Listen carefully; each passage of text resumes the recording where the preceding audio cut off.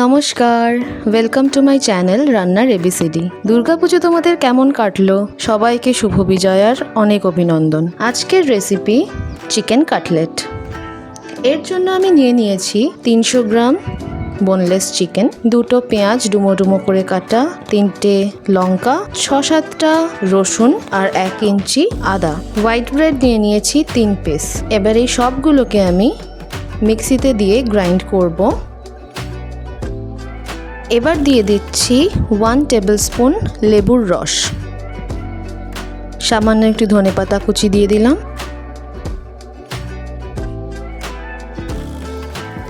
এবার এটা গ্রাইন্ড করে নিচ্ছি। গ্রাইন্ড হয়ে গেছে, একদম একটা থিক পেস্ট তৈরি হয়ে গেছে।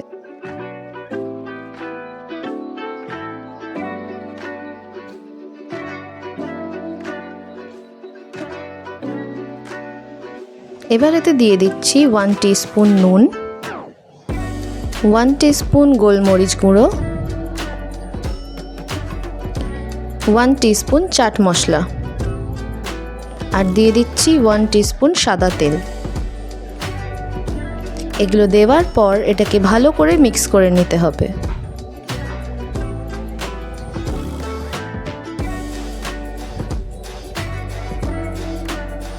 এটা মিক্স হয়ে গেছে। এবার আমি একটা বাটিতে একটা ডিম ভালো করে ফেটিয়ে নিচ্ছি। আর পাশে নিয়েছি 3 থেকে 4 টেবিলস্পুন ব্রেড ক্রাম্বস। ডিমের মধ্যে দিয়ে দিলাম 1/4 টিস্পুন গোলমরিচ গুঁড়ো, 1/4 টিস্পুন নুন। এটাকে ভালো করে মিক্স করে নিতে হবে।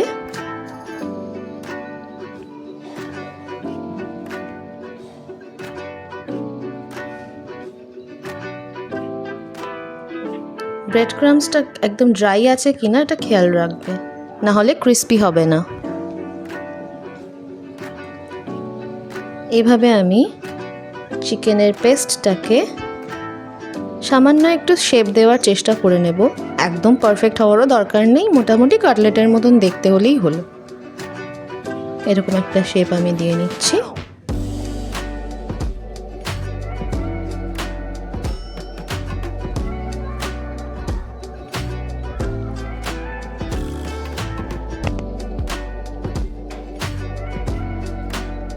এবার এটাকে আমি ডিমের গোলাটার মধ্যে ডুবিয়ে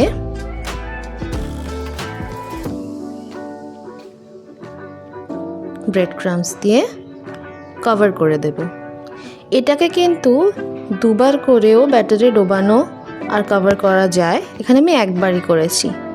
দুবার করে করলে এর ক্রাস্টটা ঠিক হয়, আরও বেশি মচমচে হয়, তো তোমরা সেটাও করতে পারো। এই যে ব্রেড ক্রাম্বসটা দিয়ে এটাকে আমি কভার করে নিলাম। তোমরা যদি ডাবল কোট করতে চাও, এটাকে আবার এই এগ মিক্সটার মধ্যে ডুবিয়ে আবার একইভাবে ব্রেড ক্রাম্বস দিয়ে তোমরা কোট করে দিতে পারো। আমাদের একটা কাটলেট ভাজার জন্য তৈরি। এইভাবেই আমি বাকিগুলোও করে নেব। তোমাদেরকে আমি আরেকটা করে দেখিয়ে দিচ্ছি, ভালো করে দেখে নাও।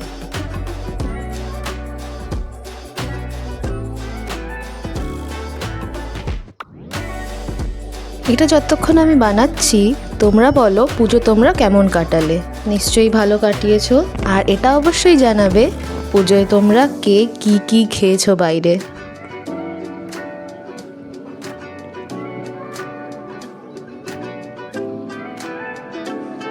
আর তোমরা আমাকে কমেন্টে জানাতে পারো তোমরা আমার থেকে কি রেসিপি দেখতে চাও।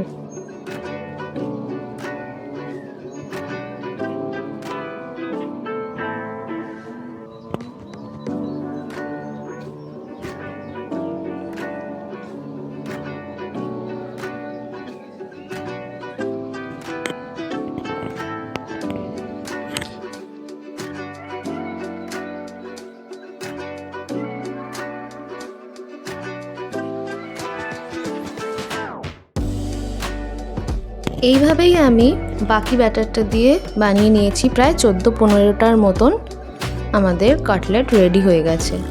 এবার এগুলোকে ফ্রাই করার পালা। এর জন্য আমি একটা কড়া বসিয়ে দিয়েছি গ্যাসে।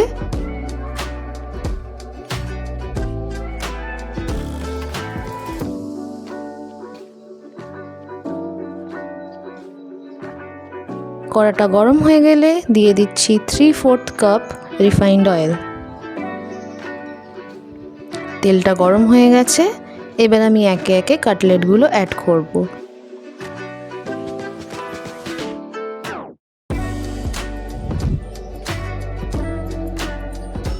চারটে পাঁচটার বেশি আমি কিন্তু একসঙ্গে ভাজছি না।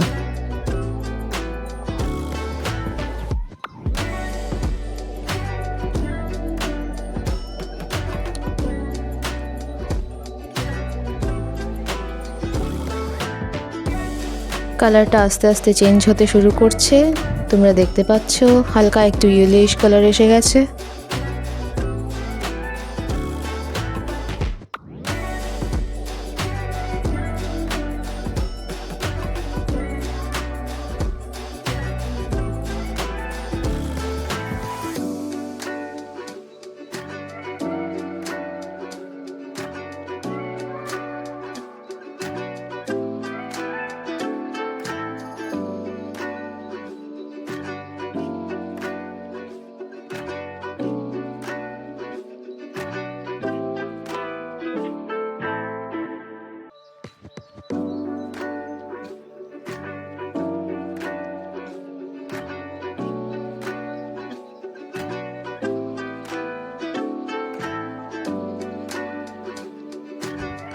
এই দেখো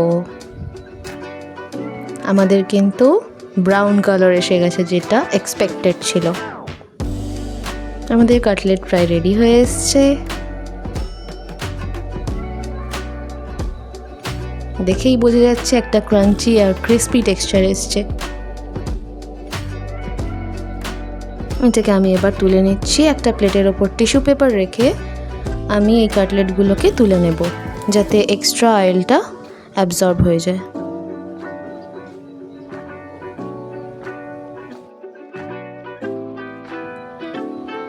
এটাকে আমি একটু গার্নিশ করে নিয়েছি টমেটো সস আর কাসুন্দি দিয়ে। এবার টেস্ট করে দেখার পালা।